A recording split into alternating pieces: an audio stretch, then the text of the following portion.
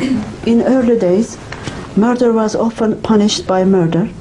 Will there be any reward or punishment from God Almighty if one seeks only retribution and not forgiveness, revenge and not forgiveness?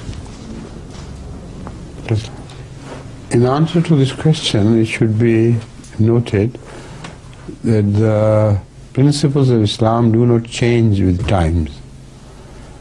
So whatever happened in the past, whatever happens today, or will happen tomorrow, will be governed by the same principles. That is absolute justice.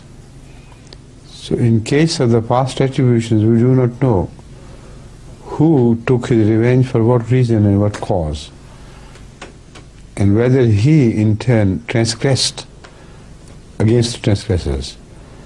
So all these matters are unknown factors. Only Allah knows them. And whatever decision he takes will be on the principles which the Holy Quran dictates.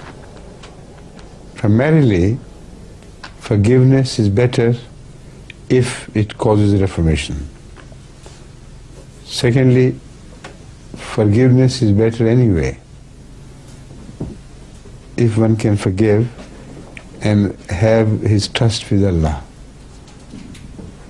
Thirdly, if one cannot forgive and he has certainly been transgressed against, then his retribution should not be more than what has been done against him.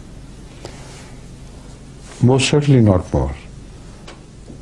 Whoever complies by this rule today will be treated with fairness from Allah. Whoever did it yesterday or will do it tomorrow, he will be treated exactly the same way by Allah.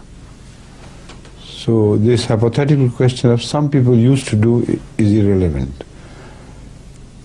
Everybody does this again and again and will do it again and again. The matter will be decided as to the realities which command a situation by God, who knows all realities.